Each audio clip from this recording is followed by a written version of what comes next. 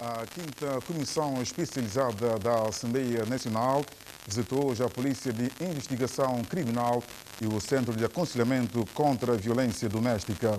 O objetivo da Comissão dos Assuntos dos Direitos Humanos, Gênero e Cidadania foi de conhecer as necessidades destas instituições à luz do próximo Orçamento Geral do Estado a ser discutido no Parlamento. Depois dos comandos distritais da Polícia Nacional, a 5ª Comissão da Assembleia Nacional para os Assuntos dos Direitos Humanos, Gêneros e Cidadania visitou hoje a Polícia de Investigação Criminal e depois o Centro de Aconselhamento sobre a Violência Doméstica. O nosso objetivo é inteirar da situação existente e de forma, se caso houver possibilidade, vamos lutar para isso, de forma a proceder, portanto, uma análise mais consciente, com bases concretas do Orçamento Geral do Estado. Sabe que deu entrada ao Orçamento Geral do Estado e vamos analisar o orçamento por rúbricas. E nessa questão, de forma nós estarmos atentos em relação a isto, vamos tentar influenciar o governo em relação a diversas questões. Concretamente sobre a Polícia de Investigação Criminal, PIC, uma das questões que vai merecer a atenção dos deputados da 5ª Comissão da Assembleia Nacional durante a discussão do OGE é a questão de meios de várias ordens que a PIC enfrenta. Fomos ver qual é a possibilidade de que os processos corram os seus termos. E reclamam meios, reclamam outras coisas, mas vamos ver o que é que podemos fazer. Está a dizer-me que na PIC não existe, digamos, a celeridade do processo quando se encontra? Eu não diria dizer que uma coisa nós temos que ver a realidade. Sim. Nós vimos que há faltas de meio, há faltas de computadores, há falta de muita coisa. E a própria nossa lei, os processos saem da PIC, vão ao Ministério Público, ou vem da polícia, vão para o Ministério Público, volta o Ministério Público para a PIC. Portanto, há um certo mecanismo, certas formalidades que devem ser cumpridas. E por isso, a PIC não pode de maneira nenhuma fazer o que não está na lei. Há casos, há pessoas que reclamam, por exemplo, que seus objetos que foram identificados e tudo mais, mas não conseguem levantar na PIC. A pessoa sabe que a PIC não pode entregar. Que a pessoa deve recorrer ao Ministério Público e fazer um pedido ao Ministério Público e depois o Ministério Público manda a PIC entregar. Quer dizer, são muitas coisas que existem que a população em geral, grande parte das pessoas, não conhecem os mecanismos.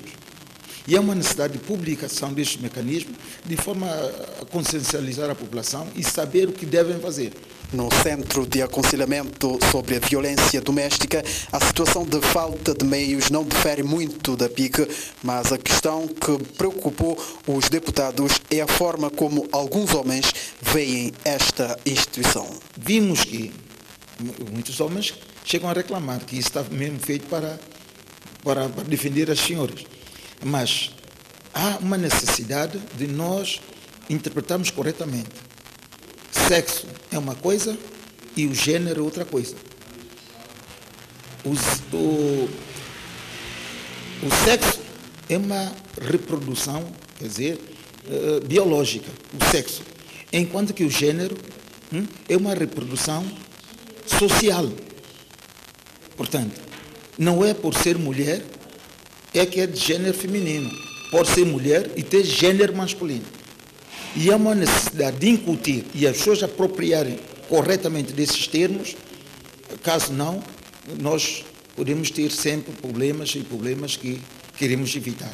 5ª Comissão Especializada da Assembleia Nacional na recolha das preocupações das instituições públicas para discutir na Assembleia Nacional. Também de visita, mas ao Centro Hospitalar Dr. Aires de Menezes, estiveram hoje os deputados da bancada parlamentar do ADI. Os deputados do Partido Ação Democrática Independente inteiraram-se da atual situação do principal hospital do país.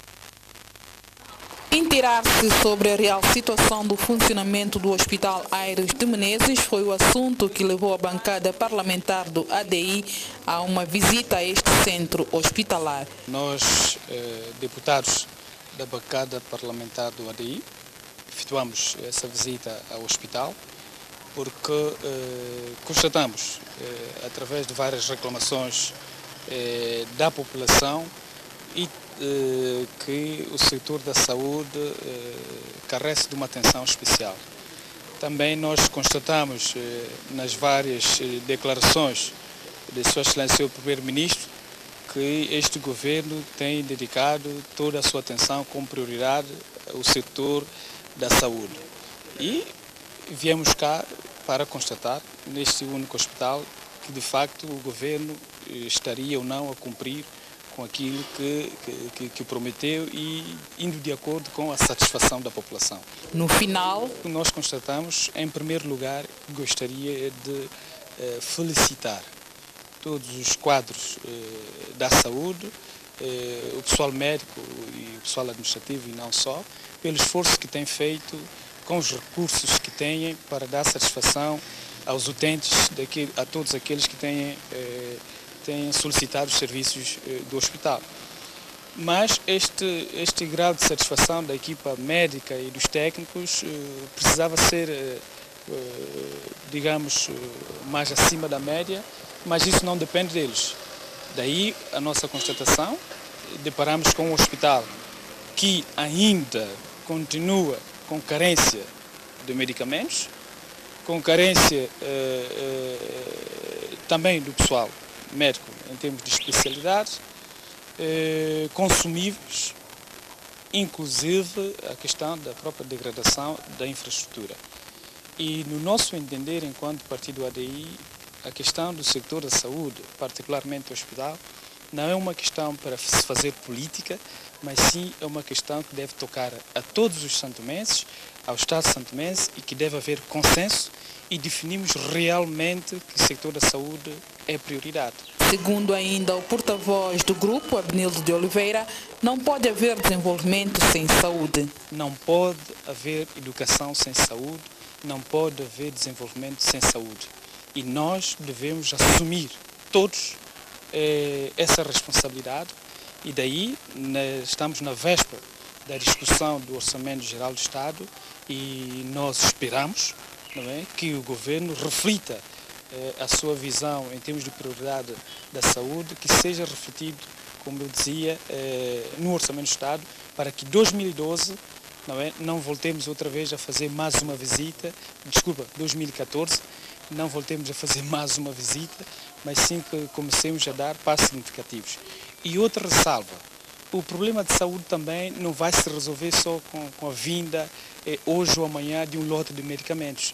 É necessário, sim, abastecer os medicamentos, mas esse abastecimento tem de ser feito através de uma política periódica.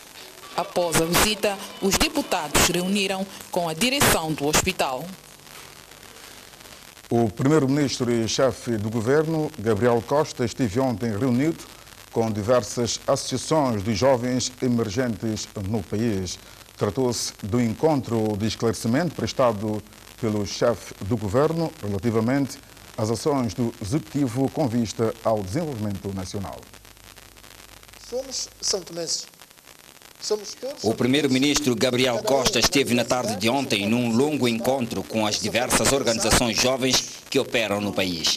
Na oportunidade em que os jovens pediram esclarecimento do chefe do governo sobre os diversos constrangimentos que enfermam a juventude santomense e a população em geral, pediram também ao chefe do governo para permitir que a juventude santomense participe mais no desenvolvimento do país. Queremos essencialmente colocar à nossa disposição e perguntar às suas excelências o que nós poderíamos fazer. Nós não gostaríamos de tomar algumas iniciativas, porque correríamos risco de ser chamados de liberdes, porque confundimos de vez em quando a liberdade com a libertinagem. Por isso, sobretudo a sua excelência, ao seu primeiro-ministro, que é uma pessoa que eu particularmente tenho grande orgulho pela profissão como advogado, e, sobretudo, senti-me imensamente orgulhoso quando eu leio o livro do Gerhard Serber, o alemão, Clientes, Camaradas e Compadres. Eu vi lá escrito o nome da Sua Excelência, seu primeiro-ministro, como um grande jovem, que contribuiu com a associação cívica, com os pioneiros, para grandes conquistas que a juventude santomense proporcionou. Eles expressaram, portanto, toda a disponibilidade deles para poderem participar e interagir com os governantes, com os decisores, de forma que hajam políticas mais coerentes e que vão no sentido das suas aspirações. O chefe do governo santomense garantiu após o encontro que a juventude santomense ainda pode esperar tudo deste governo. Pode esperar tudo, não é? A esperança é a última coisa a morrer, mas, sobretudo, nós devemos ter consciência dos problemas que o país tem, o país enfrenta, e acho que há um déficit de diálogo com a juventude. Não é? A juventude é portadora de esperança, a juventude é fogosa, e nós temos que ter a capacidade de ouvir, de escutar atentamente e de procurar, não é? Ter políticas que vão no sentido de poder dar resposta aos anseios da juventude. Portanto, e quem vos fala, portanto, foi jovem de ontem, jovem ativo, que participou na luta pela independência, da Constituição Nacional, pela democracia do país, e que compreende perfeitamente bem não o desespero dos jovens, mas o grito de alguma revolta contida, não é? Porque os nossos jovens são bons. Alguma revolta contida. O que é necessário é que nós façamos um pouco mais por eles, sobretudo que tenhamos políticas que sejam políticas inclusivas, políticas que vão no sentido de dar satisfação aos legítimos anseios, né, dessa juventude, num tempo que é difícil, não há dúvidas, em que há desemprego, em que há falta de meios, há falta de dinheiro, em que há problemas na saúde, há problemas na educação, enfim, portanto, sem número de problemas que nós temos que ir debelando para dar esperanças efetivamente aos jovens. Um encontro em que também tomaram parte o Ministro da Juventude e Desportos e o Ministro do Comércio, Indústria e Turismo. Homero Jerónimo Salvaterra é o novo embaixador extraordinário plenipotenciário de São Tomé e Príncipe na República da Guiné Equatorial. De acordo com o comunicado do Ministério dos Negócios Estrangeiros, Cooperação e Comunidades, o diplomata apresentou hoje em Malabo as cartas credenciais ao presidente equato-guineense Teodoro Obiang Bazogo. De recordar que Homero Salvaterra foi nomeado para o cargo através do decreto presidencial número 19/2012, de 3 de outubro do mesmo ano, o mesmo que deu por fim as funções do embaixador Mateus Meira Rita naquele país vizinho. Os desafios dos quadros jovens na construção e desenvolvimento de São Tomé e Príncipe foi tema em debate durante uma palestra promovida ontem pela juventude do partido MLSTP-PST. O evento organizado pela JSD, Juventude Social Democrata, contou com a presença do Ministro da Educação, Cultura e Formação, Jorge Bom Jesus. O encontro, que decorreu no Centro Cultural Brasil São Tomé e Príncipe, foi organizado pela Juventude Social Democrata, mais uma associação juvenil que se junta às outras para chamar a atenção da situação da juventude são-tomense e a sua importância no desenvolvimento nacional. Nós queremos suscitar um conjunto de dúvidas, um conjunto de questões ligado à juventude, especificamente ligado aos quadros, de forma a fomentarmos desafios, né? esses desafios, no sentido de buscar soluções para esses desafios. Há um conjunto de desafios. Hoje nós sabemos que o país ele está a formar cada vez mais os jovens, né? Temos formações externas, temos formações internas através de instituições de ensino superior, através das universidades privadas. Então, há necessidade de reavaliar todas estas ações, no sentido de poder reenquadrar novamente esses quadros no lugar certo, de forma a dar resposta mais satisfatória para a sociedade. Por sua vez, o orador da palestra apelou aos jovens a terem em conta alguns aspectos importantes ligados à formação acadêmica e às condições do país. Os jovens, pelo menos os que estiveram presentes, estão conscientes das dificuldades que isso tem, que estão a ultrapassar, e têm que ter a noção das dificuldades que o próprio país tem, que o próprio Estado tem, e têm que ter a noção real das suas próprias potencialidades. Têm que estar disponíveis para ir aprendendo todos os dias e devemos valorizar a formação interna. a formação interna do nosso país, que transmite outros valores que não são os mesmos que trazem quando vêm com valores importados. Outro aspecto fundamental disto é que, pelo menos nós, na nossa discussão, sempre dissemos que não há uma estratégia de educação e de formação, mas o Sr. Ministro, quando usou a palavra, fez saber que há, sim, senhora, uma estratégia de educação e de formação.